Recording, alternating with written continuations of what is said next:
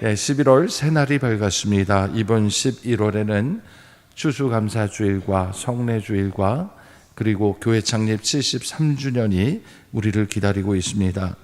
또한 우리의 자녀들이 2026년을 위한 수능시험을 앞두고 있습니다. 매주 하나님의 은혜를 구할 수밖에 없는 아주 중요한 때를 지나가고 있습니다. 그리고 우리에게는 새가족 초청 열매잔치가 기다리고 있습니다. 우리 모두 마음을 모아 전도에 힘을 써야 할 때를 맞이했습니다. 우리가 무슨 일을 하든 저는 때가 중요하다고 생각합니다. 이 때를 놓치지 않고 헌신함으로 온전히 하나님께 영광 돌리는 저와 여러분이 될 수 있기를 먼저 주님의 이름으로 축원합니다.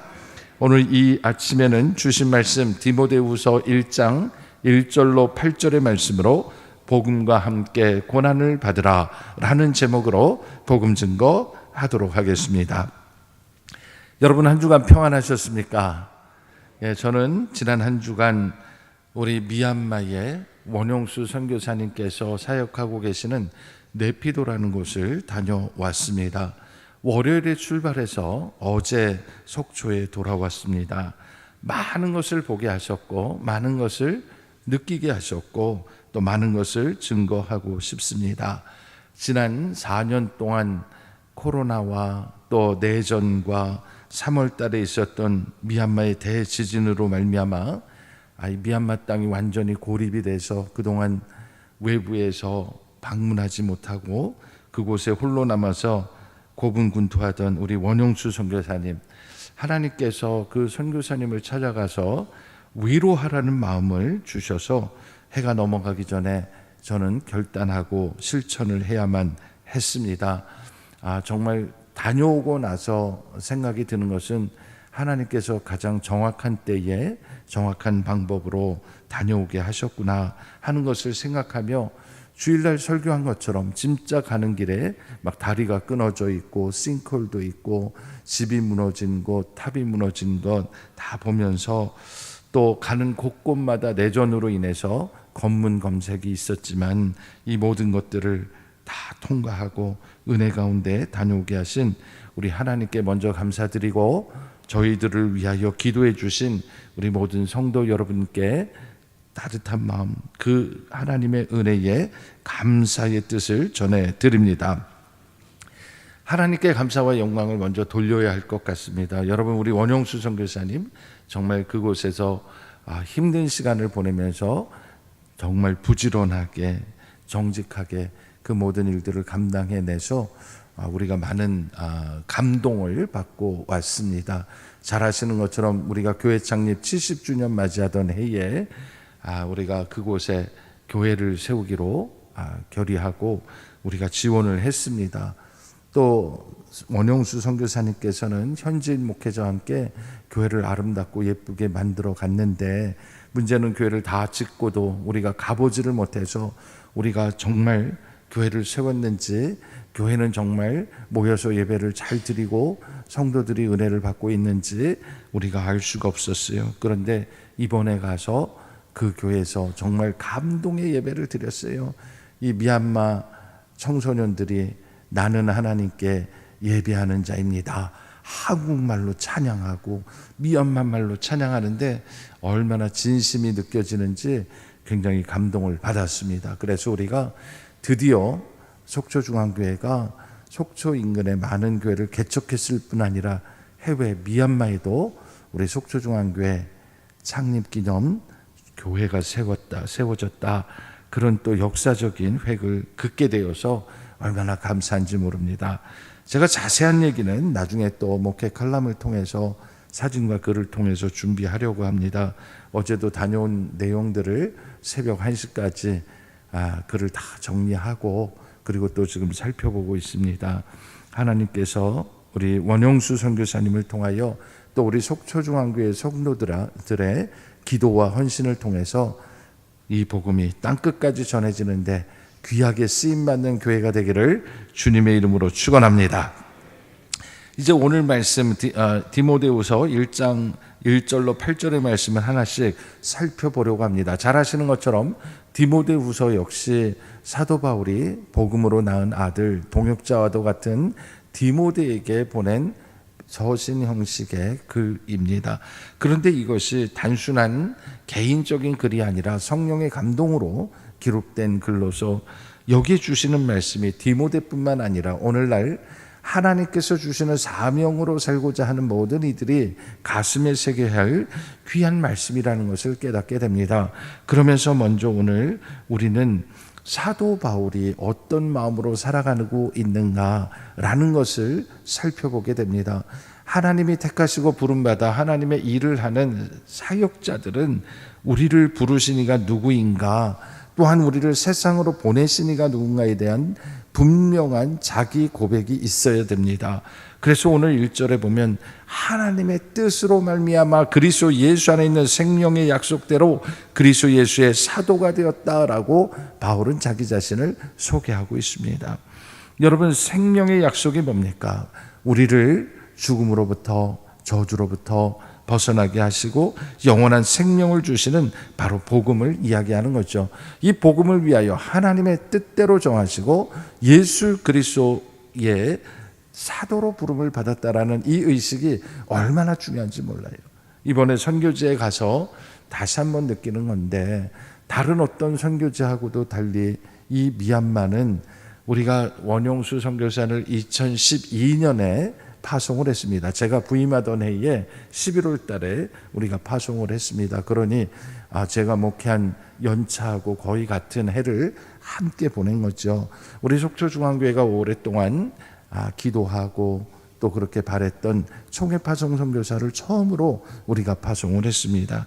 우리 교회가 힘이 미약해서 많이 돕지 못했습니다.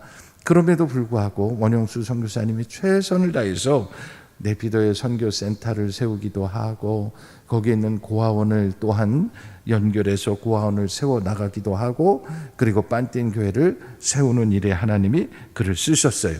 그런데 문제는 코로나가 딱 터지니까 그때로부터 미얀마를 찾아오는 모든 발걸음이 다 끊겼어요. 그래서 이번에 저희들을 맞이하러 양곤 공항에 나왔는데 선교사님 말씀하시기를 4년 만에 처음으로 공항을 나왔다는 거예요. 4년 만에 처음으로 이 선교지 방문팀을 맞이했다라는 거죠. 그러니 한번 거꾸로 생각해 보면 4년 동안 아무도 들여다보지 않는 그 불모지에서 하나님이 주신 사명을 묵묵히 감당하는 일이 과연 쉬운 일이었겠습니까? 원선교사님이 왜 불면증에 시달리고 왜 그렇게 건강이 망가져 가면서까지 거기서 그렇게 사역을 감당하고 있었을까? 이유는 하나입니다. 하나님이 그를 택하시고 부르셨기 때문이에요. 오늘 우리도 마찬가지입니다. 우리가 하나님이 주신 사명을 감당하는 그 사명의 자리가 쉬운 길이 아닙니다. 그 길이 얼마나 힘들고 어렵고 두렵고 떨리는 자리인지 모릅니다. 그럼에도 불구하고 우리가 그 맡겨주신 사명의 길을 믿음으로 걸어갈 수 있는 일은 하나님이 우리를 뜻대로 부르셨기 때문입니다. 오늘 여러분이 있는 그 삶의 자리, 여러분이 있는 가정, 여러분이 있는 직장, 그곳이 바로 하나님이 우리를 뜻대로 부르신 자리이므로 믿으시기 바랍니다. 그런데 하나님께서는 그곳에 우리를 사도로 보내셨어요. 평화의 사도, 복음의 사도, 하나님의 말씀을 전하는 그런 사명을 우리에게 주셨습니다. 그래서 우리 사도 바울이 고백하는 것처럼 그 사역지에서 복음으로 나온 디모데가 얼마나 하나님께서 주신 그 길을 감당하는 게 어렵고 힘든지 알기 때문에 세 가지 축복을 했습니다. 여러분 2절 우리 다 같이 읽어볼게요. 시작. 사랑하는 아들 디모데에게 편지하노니 하나님 아버지와 그리스도 예수 우리 주로부터 은혜와 긍휼과 평강이 내게 있을지어다. 아멘. 오늘 이 아침에 주님 앞에 나와 첫 시간을 드리는 우리 성도들의 삶 가운데 이 한 달간 하나님의 은혜와 긍휼하심과 평강이 충만하시기를 간절히 소망합니다. 하나님의 은혜가 없이는 우리는 한 걸음도 앞으로 나갈 수가 없습니다. 하나님의 은혜를 사모하십시오. 하나님이 함께 하시고 하나님의 뜻을 먼저 생각하는 자에게 하나님은 반드시 역사하시는 일을 보여주실 것입니다. 그래서 우리는 하나님의 은혜만 바라보는 거예요. 여러분 세상 가운데 우리가 이름을 알리려 하지 않아도 우리가 알아주지 않아도 하나님이 알아주시면 되는 것이고, 하나님이 주신 말씀 앞에 경건하게 살아가면 하나님이 여러분을 높이시는 거예요. 그래서 하나님의 은혜로 우리가 겸손하게 살아갈 것이요, 또 하나는 우리 삶 가운데 하나님의 긍휼하심이 넘쳐야 합니다. 하나님이 우리를 불쌍히 여기셔야 돼요. 이 불쌍히 여기시는 마음이 없이는 우리는 우리가 모든 일 다 할 수 있다고 생각하고 계획하고 실행하고 모든 것 자기 멋대로 합니다. 그러나 우리 인생이 하나님의 은혜로 충만하면 하나님이 내 삶 가운데 개입하시고 나를 긍휼히 여겨주실 때 비로소 내가 얼마나 부족한 사람인지, 내가 얼마나 큰 죄인인지를 깨닫게 되고, 그와 동시에 하나님의 큰 사랑을 경험하게 되는 거예요. 서로서로를 긍휼히 여기는 교회 되기를 바랍니다. 서로서로를 덮어주는 교회가 되기를 간절히 바랍니다. 그렇게 될 때 하나님이 주시는 평강이 우리 가운데 있는 거예요. 이 평강은 아무 일도 일어나지 않는 상태를 얘기하는 게 아닙니다. 하나님이 주시는 온전한 샬롬의 상태, 하나님을 생각하면 기쁘고 이웃을 생각하면 기쁘고, 내가 세상 살면서 걱정하지 않아도 하나님이 채워주시는 은혜, 이 모든 것을 경험하며 하나님을 인정하는 상태가 바로 평강인 것이에요. 이 한 달도 그 하나님의 은혜가 함께 하시기를 간절히 축원합니다. 사도 바울은 이 디모데를 생각할 때마다 감사했습니다. 저는 우리 사이가 그런 사이가 됐으면 정말 좋겠어요. 우리가 언제 어디에 있든, 저는 우리 성도 여러분들께서 속초에 있든 지방을 가든 서울을 가든 어디에 있든 간에 하나님이 여러분과 함께 하시고 하나님이 여러분들을 통하여 그리스도인답게 살게 함으로 말미암아 생각할 때마다 쉬지 않고 감사할 수 있기를 바랍니다.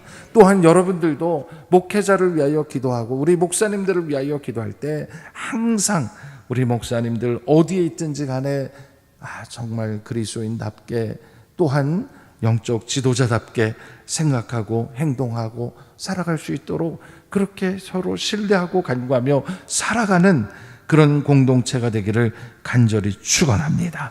그런 공동체가 될 때 우리는 눈물로 간구할 뿐 아니라 그를 생각할 때마다 기쁨이 넘쳐날 거예요.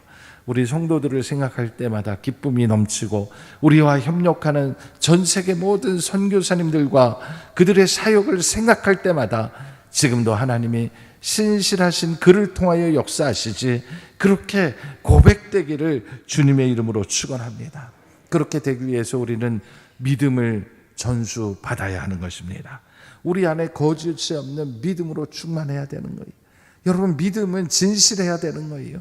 누구에게 보여주기 위한 신앙과 믿음, 누구에게 알리기를 원하는 모습이 아니라 우리 안에 있는 그 정직한 진실한 마음을 하나님이 기뻐하시기 때문에 디모데는 그런 마음을 이어받았습니다. 누구로부터 이어받았습니까?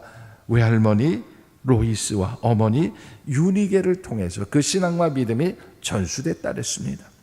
여러분, 놀라운 사실은 신앙은 어머니를 통해 이어지고 있다라는 거예요. 이번에도 미얀마의 빤띵교회, 우리 교회 70주년 기념교회에 가서 예배를 드리고 은혜 가운데 간증 시간이 있었습니다. 거기 미얀마 현지 사역자가 나와서 간증을 하는 거예요. 내가 어떻게 예수를 믿게 됐는지 쭉 얘기를 하는데, 들어보니까 결국은 어머니를 통해서 역사하신 그 하나님을 바라보고 자랐는데, 그 하나님께서 결국은 자기를 통해서 지금도 역사하고 계시다는 거예요. 죽을 병에 걸렸는데 우리 김은길 장로님 선교 오셨을 때 만나게 되고 도움을 주게 되고 수술받게 되고, 그래서 지금 건강해졌어요. 그런데 여러분, 남편이 경찰 공무원인데 미얀마 내전으로 저 격전지로 파견을 나갔다가 거기에서 전사했어요. 아주 젊은 나이에 남편이 돌아가셨어요. 얼마나 마음이 아프겠어요. 그런데 온 성도들이 같이 함께 위로하고 교회에서 같이 공동체를 이루고 같이 가족같이 살아가면서 위로를 받고 위로하면서 그곳에 또 많은 고아들이 유입이 됐는데, 그 고아들을 자식처럼 키우면서 그렇게 하나님의 은혜를 받는 것을 보았습니다. 아마도 그 어머니를 통해서 이 고아들이 여학생 5명, 남학생 7명이 지금 자라나고 있는데, 이 아이들이 찬양하는 모습을 보면서 이 아이들은 진실로 하나님을 하나님 되게 하는 아이들이구나, 그런 걸 느낄 수 있었거든요. 이 한 어머니의 역할로 말미암아 또 많은 믿음의 자녀들이 생겨날 줄로 믿습니다. 우리도 마찬가지죠. 내 자녀뿐만 아니라 교회에서, 교회 밖에서 만나는 우리의 청소년들을 다 우리의 자녀로 여기고 다음 세대를 위하여 기도하고 눈물로 간구하는 것 절대로 헛되지 않고 하나님께서 반드시 열매 맺게 하시는 줄로 믿습니다. 그래서 우리는 우리 앞에 해야 될 모든 일들을 바라볼 때마다 늘 두렵고 떨리는 마음입니다. 그러나 그것은 우리가 하나님 앞에 겸손하게 두렵고 떨리는 마음이지, 그렇다고 해서 겁이 나서 못하거나 겁이 나서 꼼짝 못하는 그런 모습이 되어서는 안 되겠다라는 것이죠. 왜냐하면 하나님이 주시는 마음은 그런 마음이 아니라는 거예요. 7절 말씀을 오늘 이 한 달 우리 마음에 새기고 살아가기로 다짐하며 읽어보겠습니다. 시작.